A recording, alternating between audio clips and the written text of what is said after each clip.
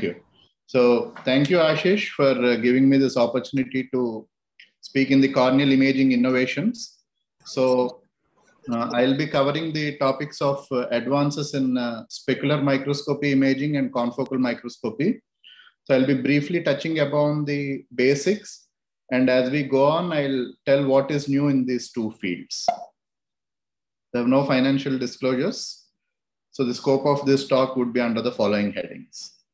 So if you see, specular microscopy basically is used for diagnosing endothelial dystrophies like Fuchs, posterior polymorphous eyes syndrome, and also in preoperative analysis of glaucoma and cataract, and also the specular microscope that we use for eye banking. And also we use it in the follow-up cases of ICL and other intraocular surgeries. So we already have a wide range of specular microscopes that are available in the market. But what are the limitations that this clinical specular microscopes face, and how do we overcome this in the future? So if you see, the limitations right now are the imaging that is done is mostly limited to the central cornea or the paracentral cornea. And most of these equipments are quite bulky. They're not portable. You cannot take it into the field for community screening.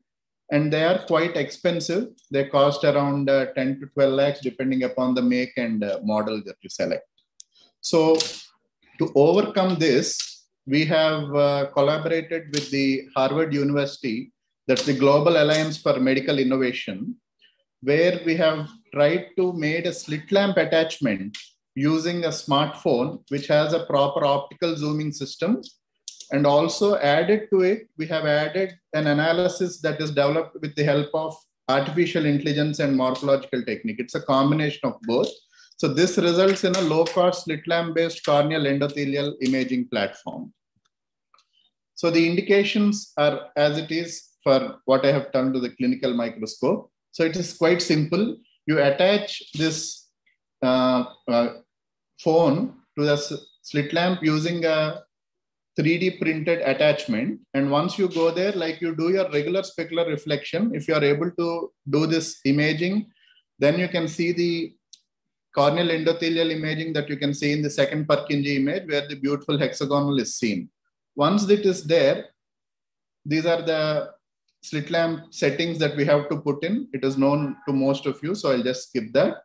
So once the image is captured, we have developed a smartphone app for this. So once the image is developed, automatically it becomes segmented like this based on the hexagonality into color-coded stores. So once that is done, the patient details are also taken, and immediately within 10 seconds, the process of normalization and smoothing. As all of us know, in the slit lamp imaging that we take, we may not totally have a clear image. So to get a clearer image from that, the pre-processing of the image of normalization and smoothing occurs, followed by identifying the cell borders, that is called as binarization and thinning. So after this happens, the hexagonality, variation, and density of these things are identified. So if you see here, the cost effectiveness of this device is almost, the total cost of the device comes down to nearly 27 to 30,000 when you compare it to a 11 lakh machine that you invest in a clinical specular microscope.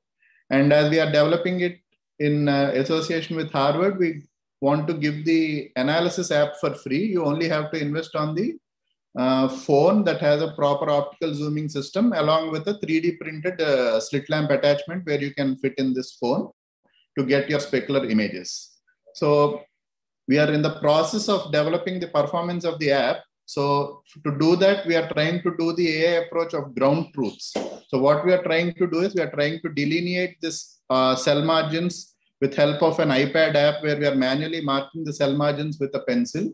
So the more number of cases we try to do this manually, I think that ground truth helps in giving us a better AI results in the future.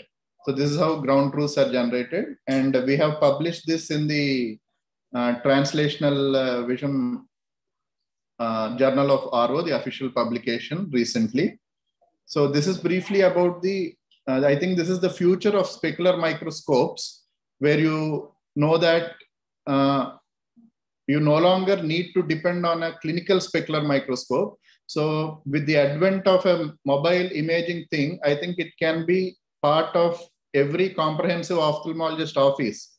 Anybody has a slit lamp can directly put it as an attachment and screen for endothelial diseases in a more proper way. And as it is a slit lamp attachment, we can also make it portable and take it to areas where we want to conduct our camps. So next thing is the confocal microscopy. So this is our team from Harvard. I acknowledge their contributions towards making the app. The clinical part we have been doing from our institute. So laser scanning microscopy, as all of you know, resolution may be improved at the expense of field of view. This is exactly what happens in the case of confocal microscopy. So the principle is, when you have a single point of tissue that can be illuminated by a point light source, you get a very high resolution, but literally it will have no field of view. So to solve this problem, the instrument instantaneously illuminates and synchronizes images to get a usable field of view. So in this, we have our whatever when I was doing my fellowship in Aravind, I had the opportunity of working with laser scanning confocal microscopy, which has a very good axial depth of 1 micron. So almost 500 microns of cornea. You can get a volume scan for every 30 microns. So every slice of the cornea you will be able to get. So the equipment that we use there is the HRT3 with the Rockstock cornea module. So this is how it looks. The black one is the Rockstock cornea module. So basically it will help you identify each and every layer of the cornea, right from the epithelium to the endothelium. In epithelium, again, you can get the basal cell layer, Bowman's membrane, nerve plexus, and